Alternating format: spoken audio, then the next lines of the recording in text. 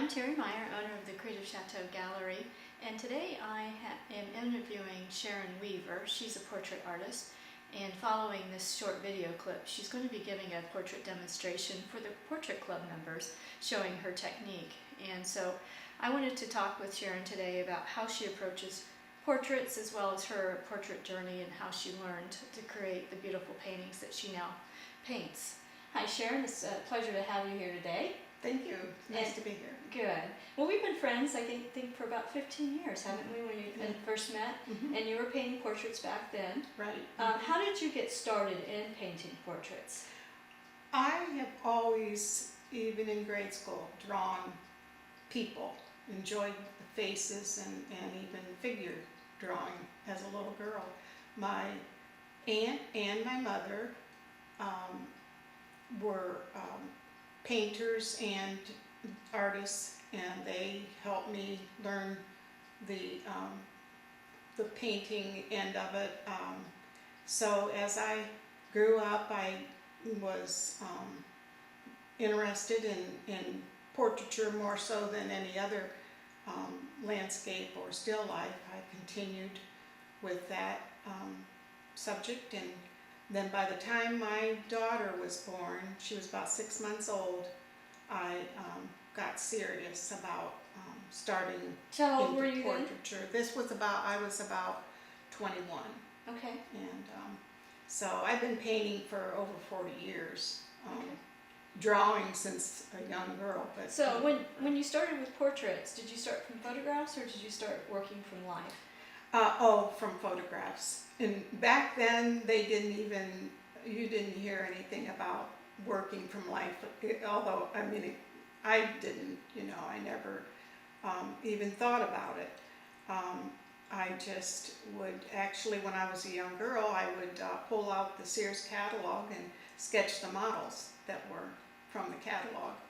And that's how I developed my drawing skills that way.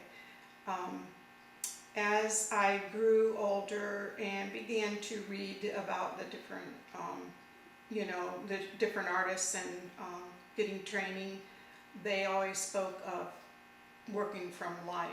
And so then I began to think about it. And, but it wasn't until about, 10 years ago maybe, that I began to really get serious about searching for ways to, I couldn't afford to hire a model, but they had art classes in Mansfield Art Center, and I would take workshops there. Mm-hmm. And then I began working with a portrait artist from Mansfield who was professional. And who was that? His name was Michael Mason.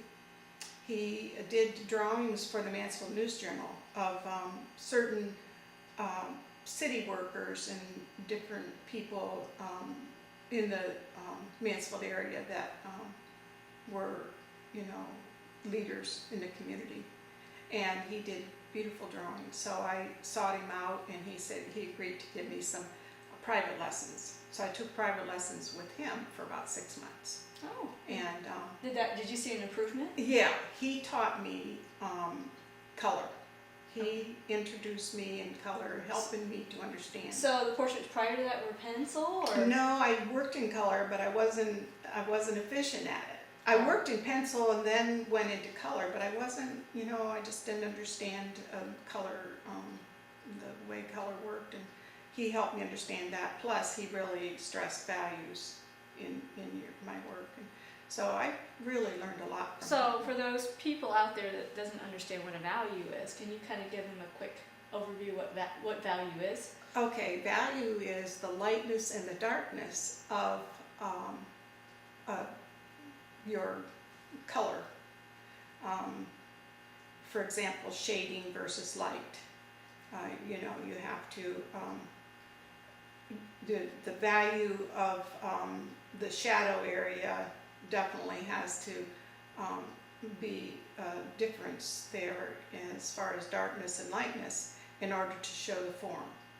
Okay. And so that creates the dimension that creates of a painting. Right. If you don't have the right value, it looks like flat, kind of Right. like cartoonish, right? Mhm. A coloring Yes. book kind of thing, right? Yes, So that's why it's important. right. Mhm. Okay. Okay. So anyway, I began to think about value more, and it really improved my, painting ability. Just by then, I was having, raising a family, and while my kids were in school, I had a little art room off my kitchen, and just painted every day as often as I could. And it was a learning process. It always is, it continues to be. But then as time went on, I did do a lot of commissions, portrait commissions. And I did work from the photographs. I would photograph them, and it does help to see the person in real life. So I photographed him, and I worked and from the photographs. But as time went on, I began to feel like I wasn't really creating. I was just copying off of a photograph, painting this portrait. And while everybody was really pleased with it, their portrait, I still felt I was lacking something in my art. And so I began to pursue different avenues. And the main thing that I thought would be of interest to me would be plein air painting outdoors. And once I started that, my developing color just completely changed my outlook on painting. And that painting from life was life-changing in my art world. Well, knowing you for the last 15 years or so, I've seen your work change. Is that right? Oh, absolutely. When we've painted plein air together, Right. and when you started out, your plein airs were probably as dull as mine. As plain as can be. Yeah. So we all, it's like beginning again. I felt when I went out to plein air paint, because I felt like I was in kindergarten, because when you studio paint, you have a totally different direction, and you have such a broad view of things. It's like you have to hone in on it and decide what you're going to express, and you got to take in the values, the colors, and you got to be quick about it because the lighting changes, and it's a whole new ball game. And I saw you go through the struggles, as I still am going through the struggles. And I still am too. It's a challenge. And then we started doing the live portrait model groups here at the Creative Chateau, and I think over that year that we did that on a weekly basis, I think all of us improved immensely. It did, yes. It helped everybody. Yes. strengthen. I thoroughly enjoyed that, and my sister, who loves portraiture too, she enjoyed it. Which I might add is her twin sister, who's very talented as well. Yeah. So anyway, we really benefited immensely from working from life, from the portraits, models. So it all works together, and it's a journey that you take. It's a journey and not a growing. destination, truly, because I don't think as an artist you ever stop growing. Exactly. Unless you just do production work. Right. The same thing over and over again. Right. But those of us that always strive to improve are always looking for a new way to make our paintings better. Right. To make it speak from the heart, I think, to have that emotion, to grab the viewer, and that's what we do. Even with a portrait, we want to bring their true essence out. So you did a portrait of me, you started a portrait of me, and can you kind of describe the process of what they're going to see in the remaining of this video? Well, I begin with sketching in just simple lines, deciding where I'm going to place this portrait on the canvas, and as it develops, I begin to think about values. That's my main. I'm thinking of values, looking at the model, and actually deciding where the shadows lie versus the light planes of the face. And it's different in every portrait because every portrait is different. Every human face is different, so you have to map out the face by thinking of the values on that face and where the shadows lie versus where the light is. And then from there I try and work in big abstract shapes first and fill in the big areas, and then as I begin to develop the painting, then I hone in on the details. So you'll see me as far as when I'm doing the eyes, for example, I map in the eye with one color, thinking of the eye socket in general. And then as time develops, as I develop the painting, then I get into the details of the eye and the structure of the eye. And the same goes with the nose and the mouth. Mm-hmm. So you treat each shape as a separate form. Right. Like an eye is round or yes. Oval, kind of. Yeah. And so you create that dimension with the values of that, and then Right. you do the same thing for the nose because it has dimension. Right. So Yeah, you try and think of the values first, and then you can begin to lay in the details, where the eyelash is, where the eyebrow is, and quickly lay in those lines, and then build on that to develop my painting, rather than starting out with a finished portrait. I like to think of the big shapes first, and then zero in on the smaller shapes. mm-hmm. So Okay, and then what is the last thing that you do? well, I Refinement? suppose refinement, definitely. I usually zero in on the head first, and then think of the clothes, and the background for me works best last. Some artists will work in the background first, but I usually work on the background last. I try and work it in with the colors that I used for the head and the shoulders In the clothing. Mm-hmm. So it's kind of unified. Right, that's how I work at it. Mm-hmm. Everyone has their own way that they develop, and that's what works best for me. Mm-hmm. So Okay, so what's your next step in your artistic journey? well, I'm enjoying this plein air, and And for I those that think- don't know what plein air is, can you describe that process? plein air is working outdoors. It's a French term, and it's the word plein is spelled Plein, and it means painting in the open air.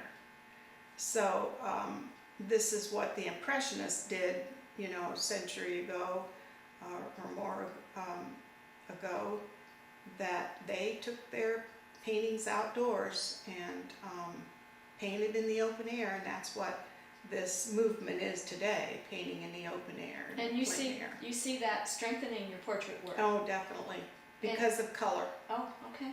and how light affects color, and how you have reflective lights, and you have cool and warm lights, and painting outdoors really helps you begin to understand how color works in this world.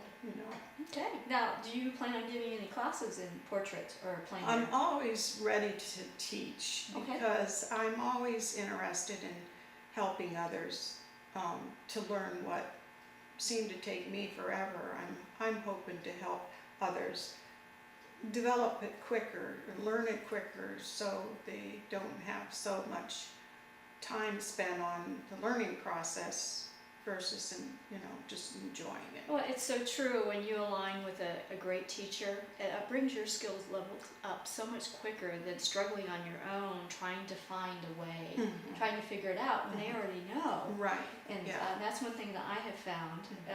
But by taking classes with national artists that are really good, and I love their work. My work has really improved in the last probably 4 or 5 years immensely, because I was just self-taught, and I, like you, didn't really know anybody that could help me. Struggle through. And I finally just started searching them out and taking classes, and I would travel for it, and it was a good thing because it's really helped me. And in our friendship, I've worked with you, and you've taught me many things as well. So in the future, definitely one of the things I want to do is invite you here to the Creative Chateau to teach some classes, and hopefully those of you watching this video will be inspired by what Sharon has to offer. Sharon, you also have a website. What is that website? SharonWeaverPortraits.com. Okay. I have my portraits on there, as well as studio work and plein air work. So then I do have a blog, and and I have a newsletter that you can go on my site and sign up for my newsletter. All right. So. Well, definitely I encourage you to check it out and watch the rest of this video. I think you'll be very inspired by Sharon's work. Thank you for taking the time with me today, and I'm sure that the audience will love what you have to show them. Well, thank you for having me. I begin by dipping my paintbrush in a little thinner, and then in burnt sienna, just make a loose liquid color on your brush to begin your sketching.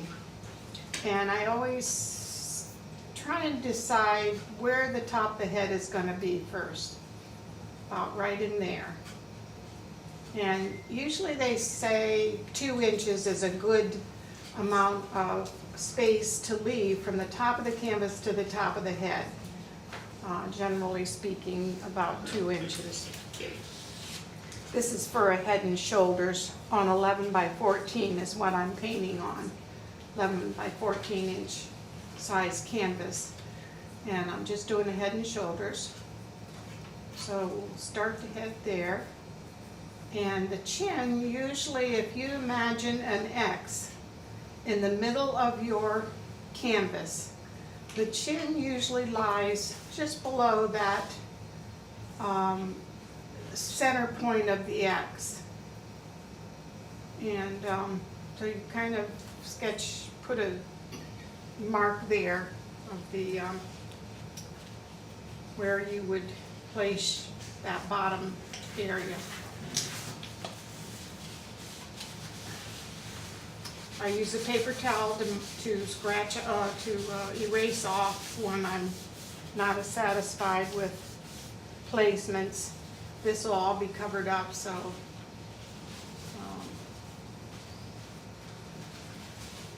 and then you begin by viewing your model and to determine the shape of the face.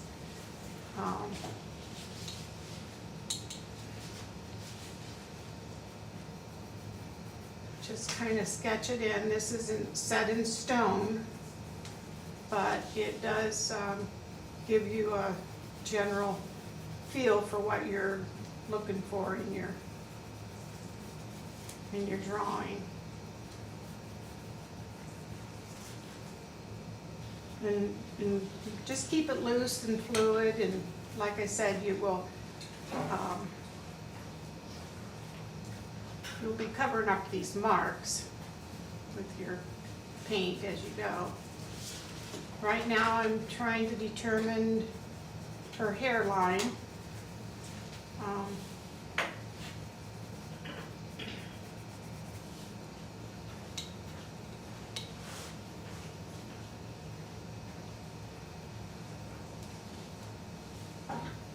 Okay, now I'm going to be thinking about her, the placement of her eyes, and just kind of indicate where those will lie. Thinking about her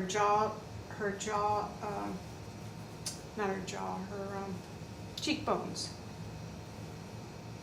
where they are in proportion to where the eyes lie. and just sketch a little line there. And usually the nose lies halfway between the eyes and the chin, and then the mouth, the center of the mouth lies about halfway between the chin and the nose line. She's a little bit not quite square on, she's a little bit of a 3/4 view, so I have to think about the where that center line goes from the top all the way down to her chin, dividing that off. If her head was tilted more that way, the center line would go a little more to the right. And in this case, it's not exactly square on, but slightly to the right.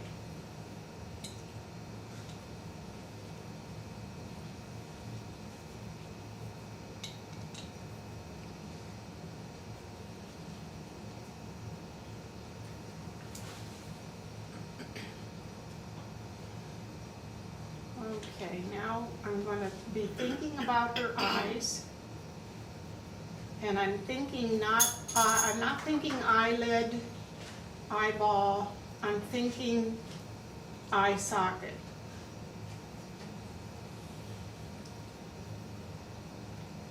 And I'm just kind of coloring that in just for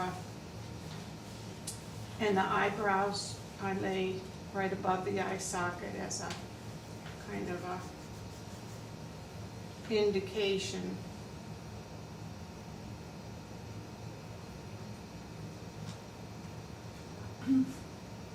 I set the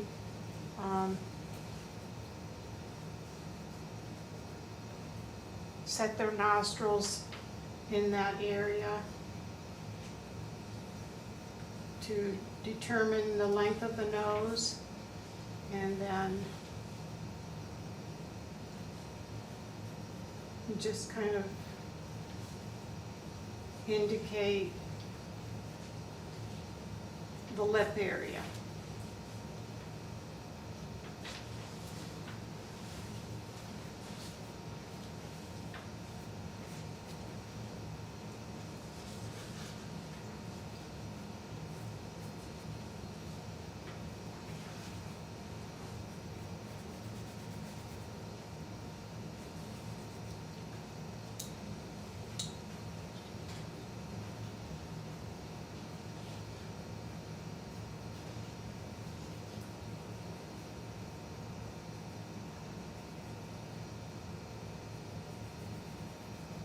Lay in the ear, which, because of the tilt of her head, the earlobe will be slightly below the nose.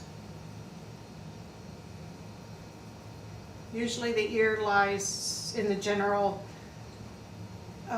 lines up generally with the nose, but it depends on their tilt of their head. In this case, the bottom of her ear goes maybe a little below the nose, almost halfway between the nose and the lips.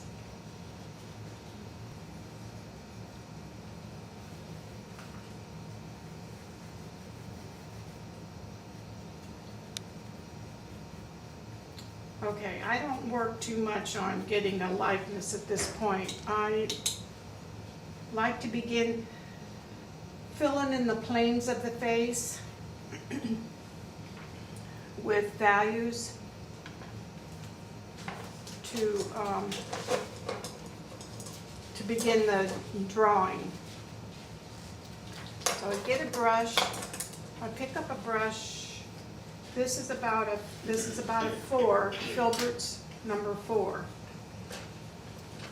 In doing the shadows, if you're trying to indicate the skin color, and what I see in her skin is a lot of warmth, and I feel like raw sienna would be a good start. Now this isn't exact. I build up my colors as I paint. So raw sienna is a good start to lay in the shadowed side of her face. And so I just try and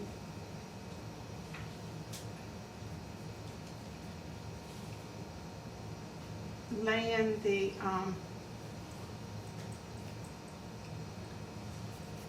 shadow sides with some, using just plain raw sienna straight from the tube.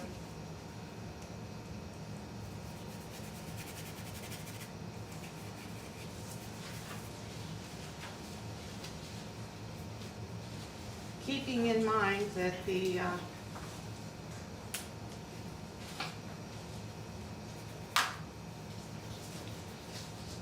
I don't want to lose my drawing, to be careful not to cover up my sketch lines.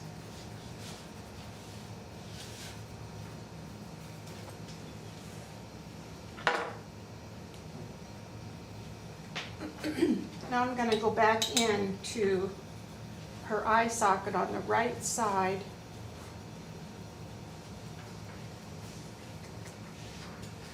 to deepen the color somewhat, to keep that drawing so I don't lose it. I'm gonna just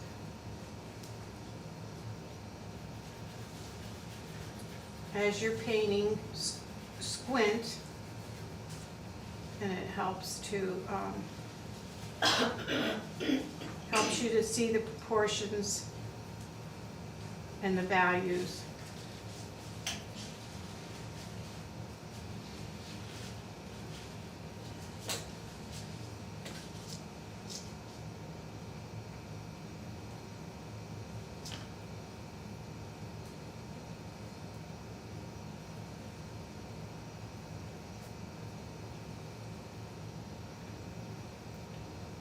I'm going to add a little bit of alizarin crimson to burnt sienna and drop in the nostrils. When you paint nostrils, don't use your dark browns.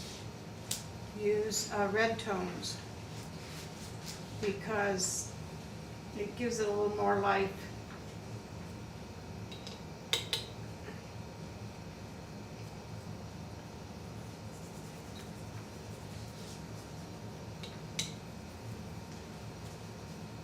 And your lips, her lips, I'm going to go for a general tone of her lips. The dark, her top lip is a darker value than the bottom lip due to the lighting that's falling across her face. And so I'm just kind of sketch that in with the same tone that I used for the nostrils.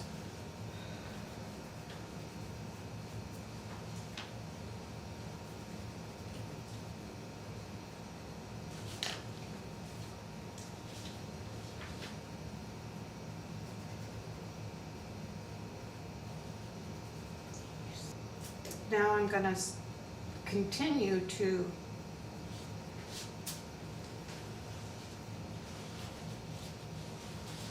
draw her face by indicating a little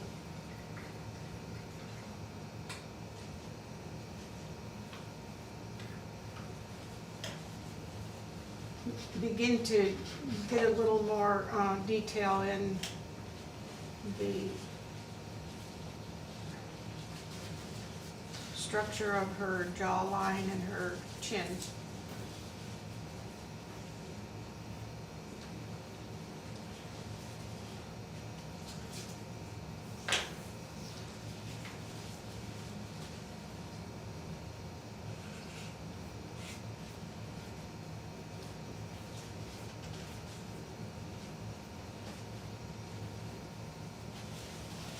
And continue to keep it sketchy, don't get into detail until you feel you captured her likeness, her placement of her features.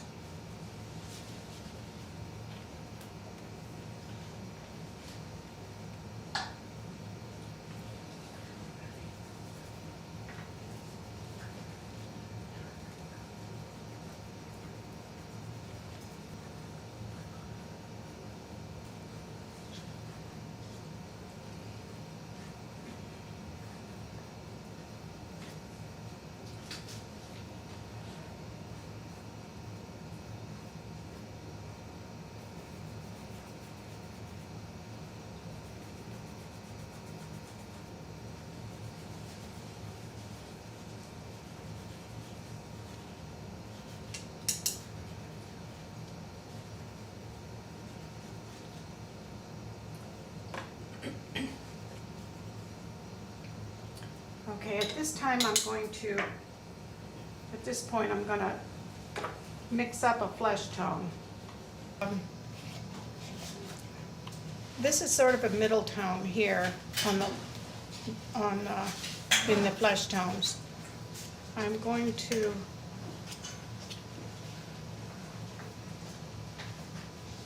I like to try and mix up 2 or 3 values in the light side and 2 or 3 values on the dark side, on the shadowed side of her face.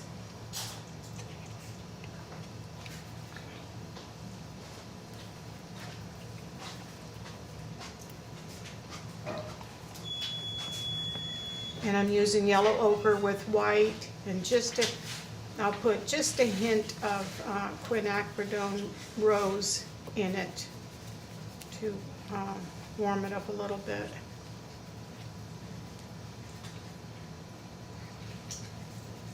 Now these aren't set in stone. As I paint, I may change the formula slightly as I develop the skin tones.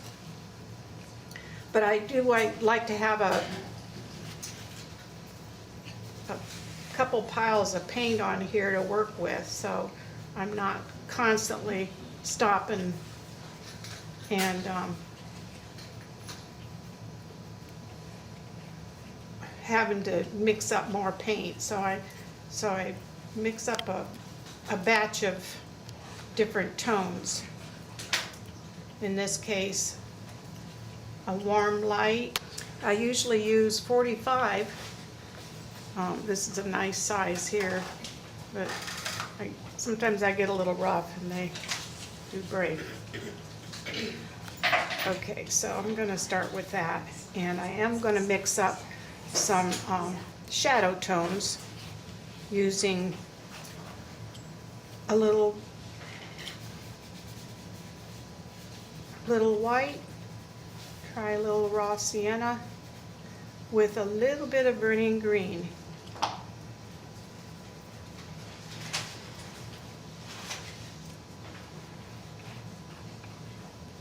Sharon, when you're done mixing that, can you go through your colors on your palette? Okay.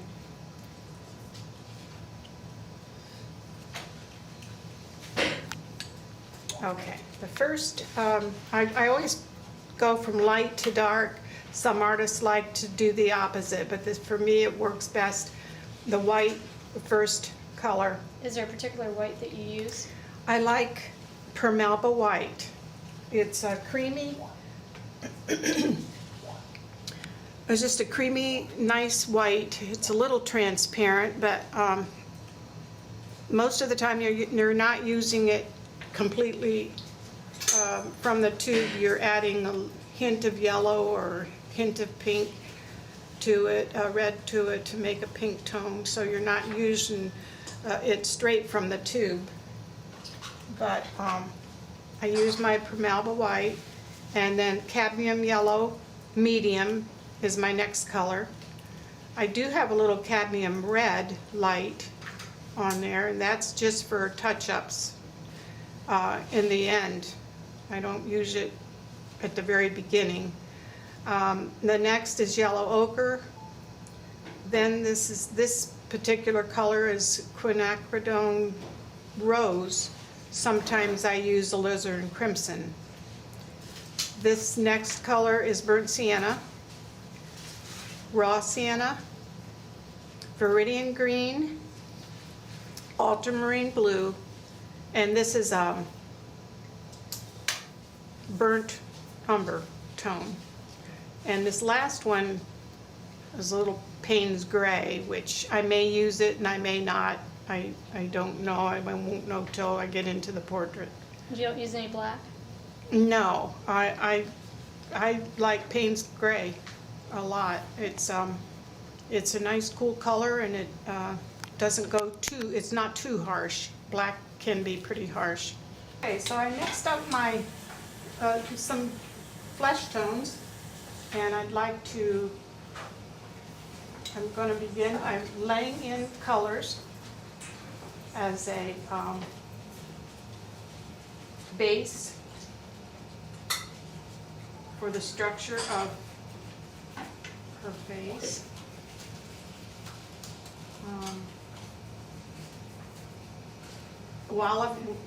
When I'm doing this, I'm also drawing. I always have that in the back of my mind. I constantly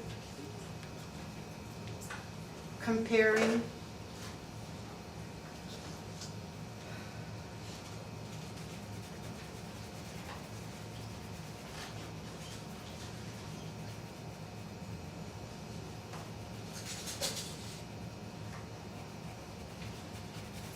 and thinking of the planes of the face.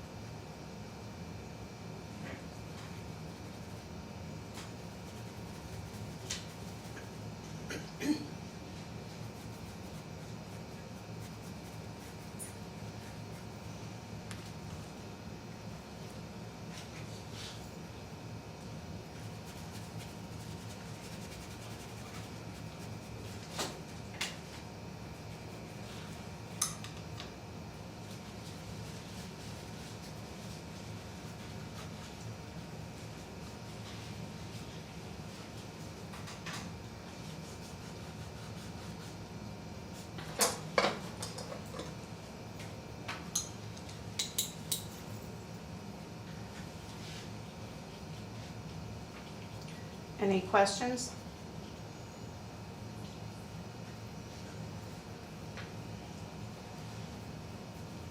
You start dark and build up your lights. Right. Although I put some light on there. This is a light tone.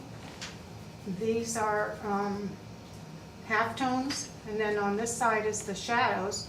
And I work together with it all. I don't just do one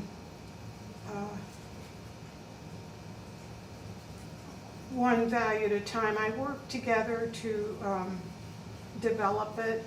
That's just how it works best for me. Everyone has their own whatever works for you, you know.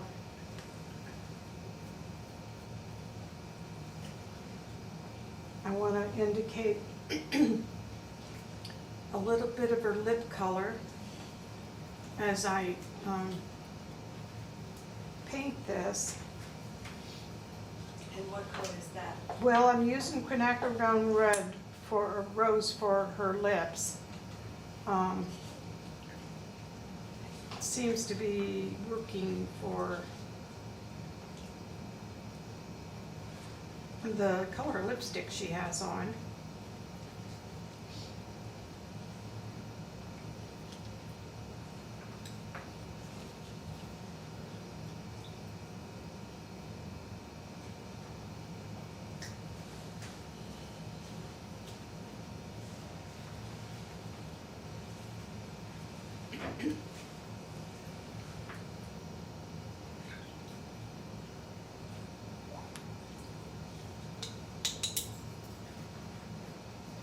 Both sides of the face, the side in the light and the side in the shadow, have cool tones. The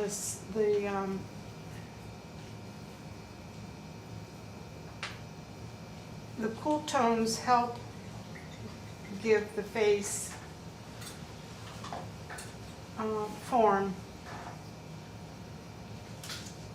She has cool tones along the side of her nose, and I'm using, in this case, I'm using a little bit of viridian green mixed in the light tone, this light tone here. I added a little viridian green to it to capture that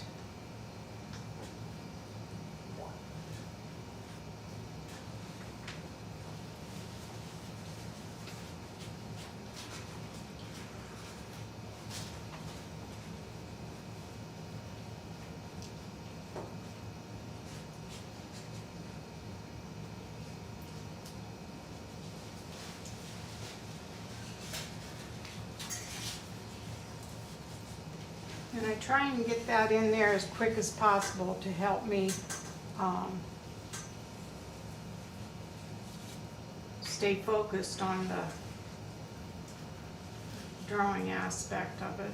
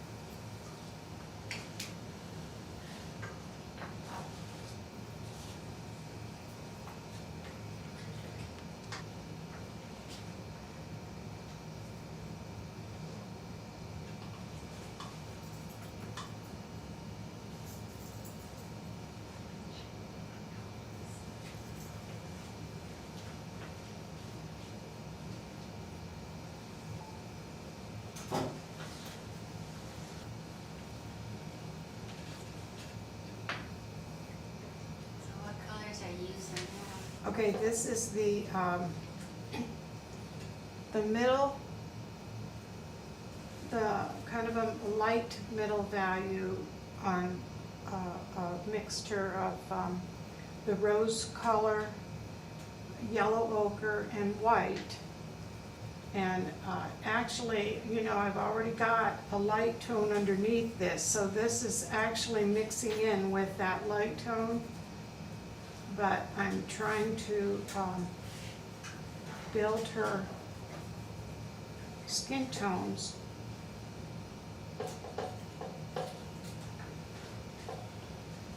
Developing this way with more color.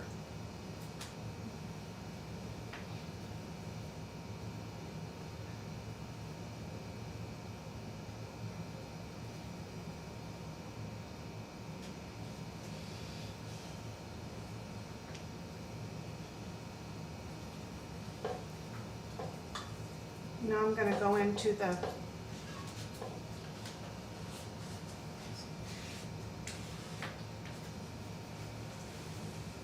dark area here and try and develop more into her eye area.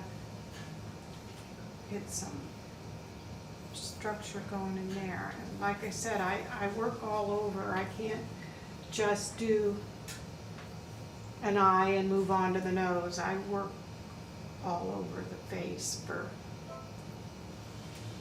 course, the red tones are always in the nose area, the cheek, and the chin, and the mouth and eyes tend to be cool. So you get more of your green tones around the eyes, green or gray.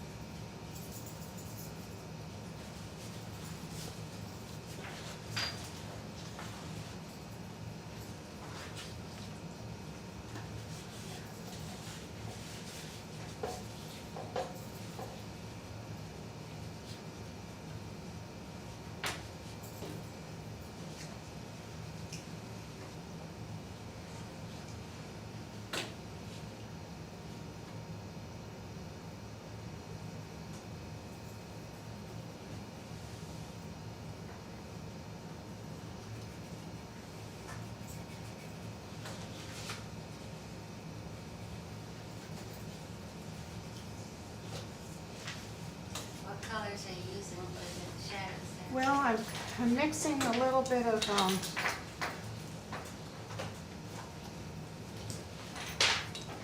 raw sienna with burnt sienna, just to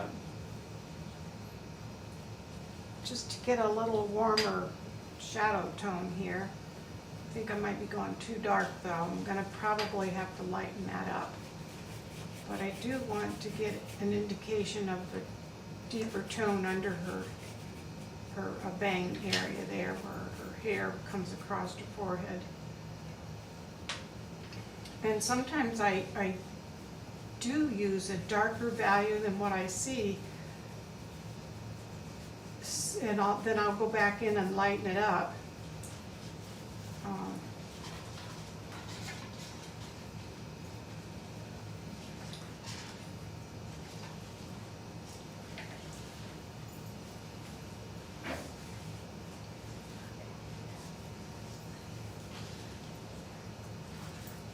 Right now I've even got a little bit of into a gray tone with my colors.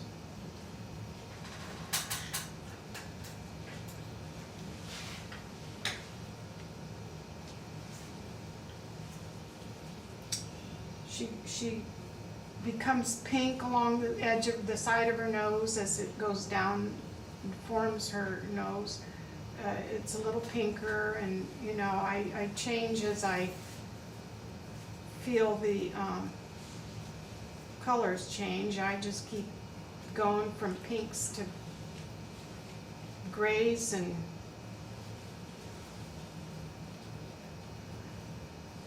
like I said, this is just mapping it in. This isn't the final finished.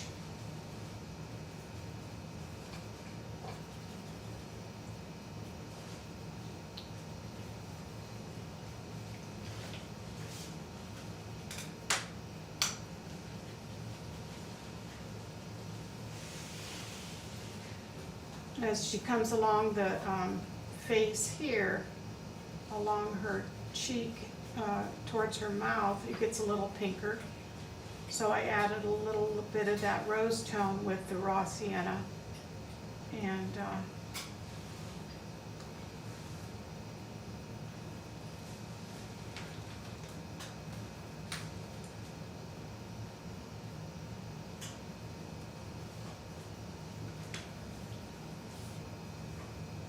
all this time you're keeping it a thin layer? yes, it's thin.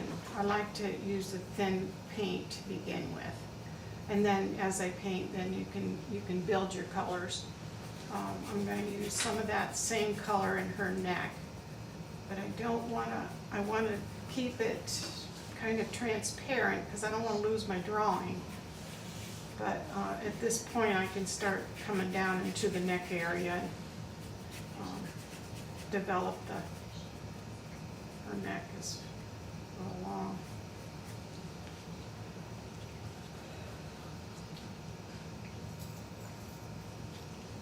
Okay, right now I'm going to kind of pause to think about the drawing and the likeness and where we're at. I'm going to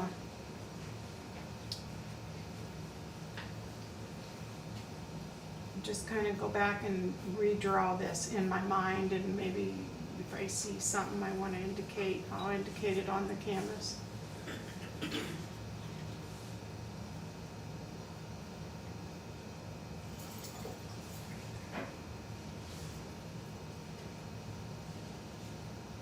And this helps me stay focused on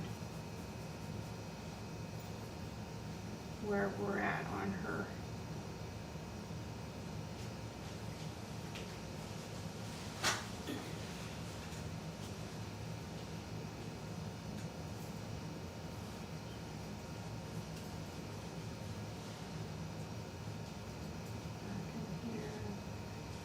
Add some darks there now. Kind of add some color up in here where her bangs are.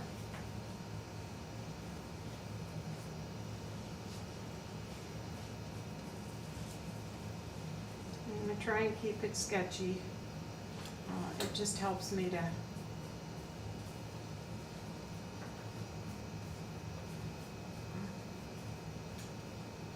get the feel of what's going on.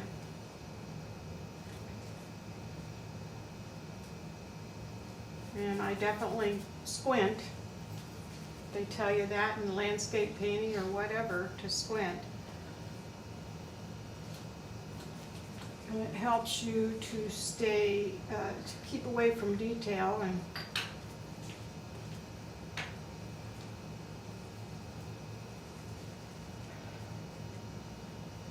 think more of the masses.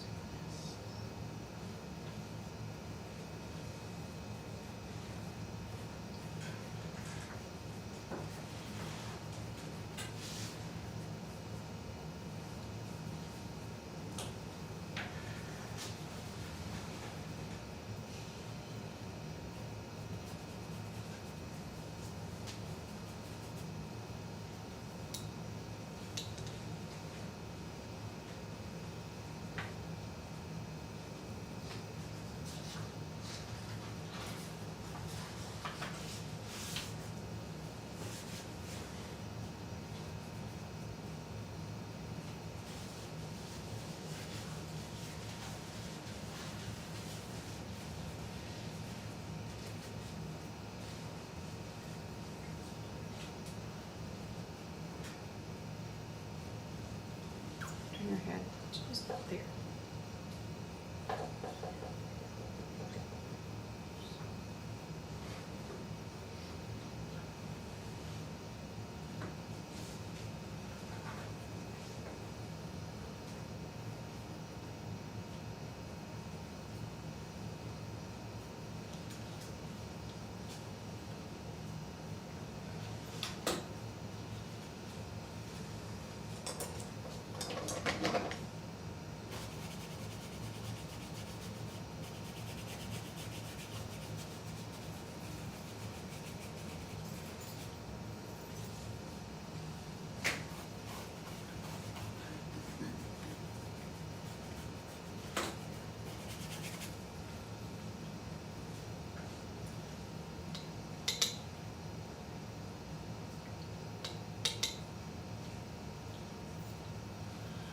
I'm going to go in here now and try and get a little more color in her eyes so I can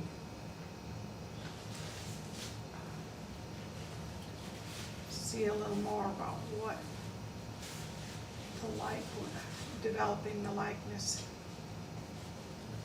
What colors are you using? This is ultramarine blue, and it's got a little bit of a burn umber into it to gray it slightly.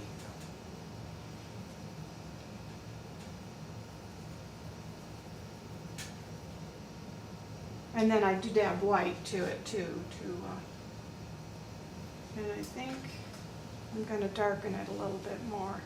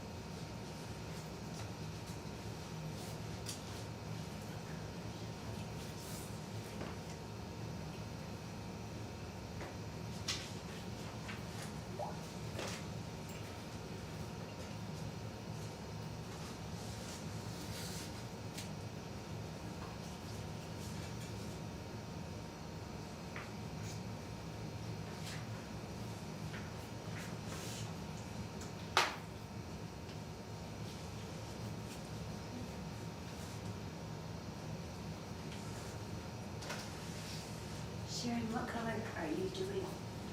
This is yellow ochre with white, and I know I have a little bit of, well, actually the underpaint, the under colors here that are that I used earlier is burnt umber, and that's also mixing in with this, you know, these colors. So now for the shadow side of her hair, I'm using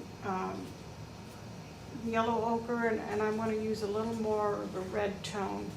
Yellow ochre and raw sienna for the shadow side of her hair.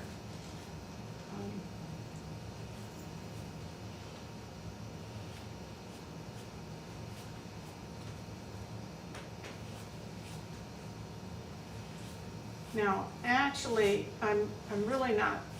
If I was painting this portrait, I would be have the background on, but I didn't want to take the time. I just didn't take the time to put the background in, and I'd sweep the hair then into the background.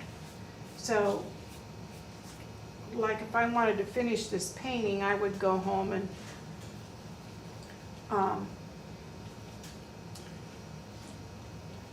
paint in the background and then take these colors and sweep them in.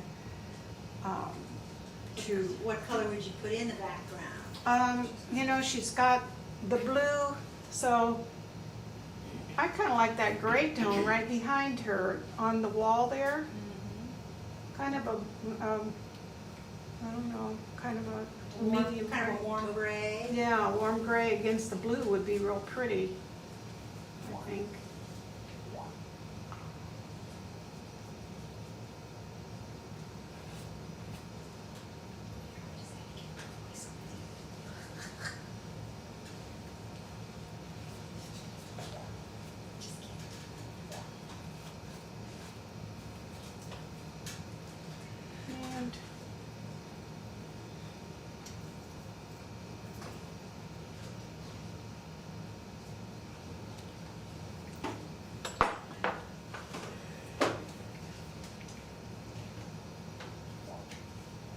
And now at this point, I feel like the right side of her face is, it's a little narrow, so what I do is I mix up a little color and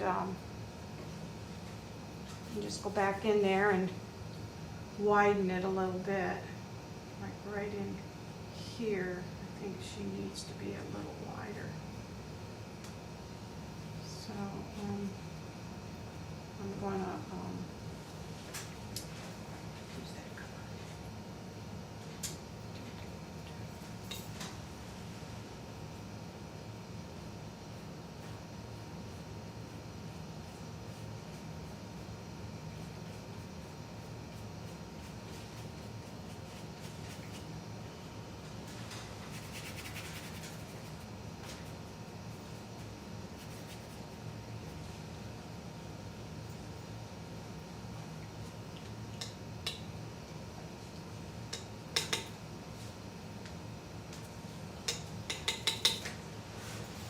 I'm gonna go in here and sketch on a little bit of her jacket just to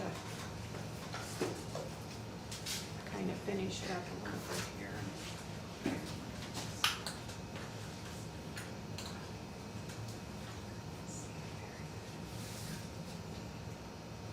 Turn your head that way, just, yeah.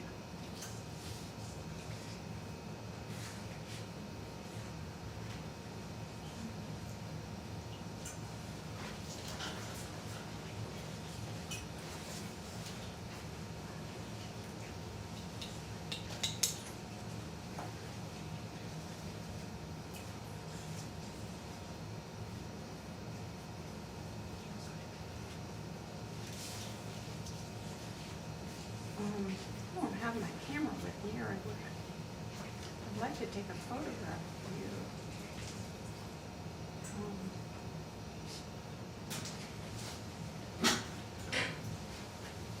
I was always gonna finish that other one and never did it, you know?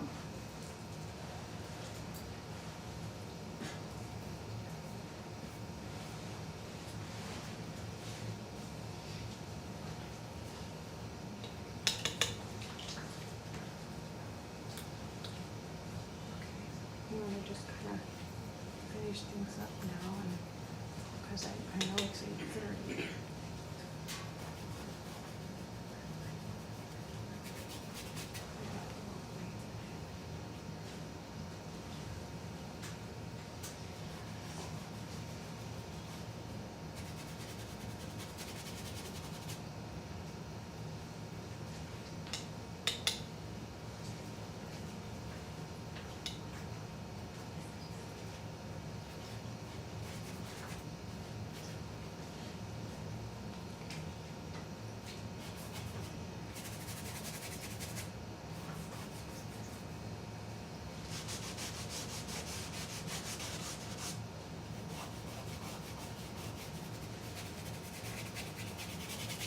Oh, I know it's not gonna,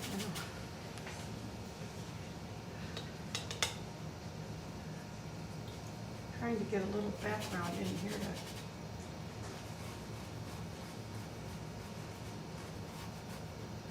finish this off.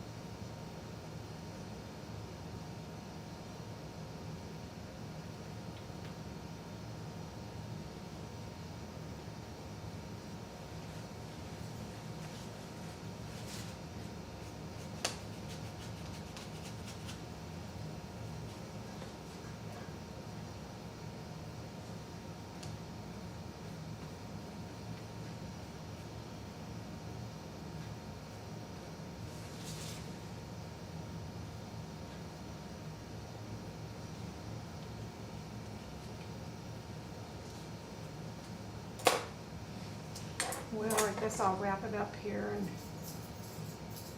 it's not, it's just a sketch.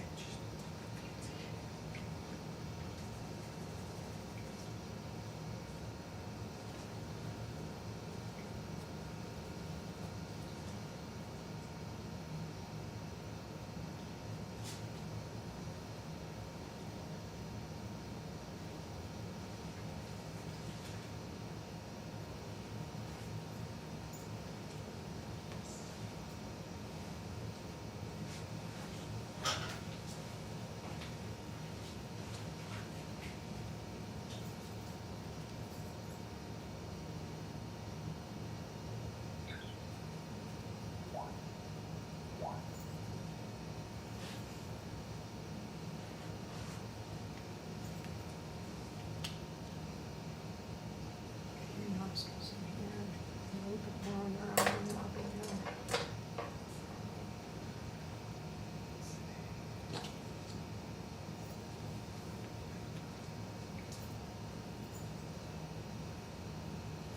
Sharon, do you feel that plein air painting has helped you paint like It's, this fast? it's helped in colors, you know,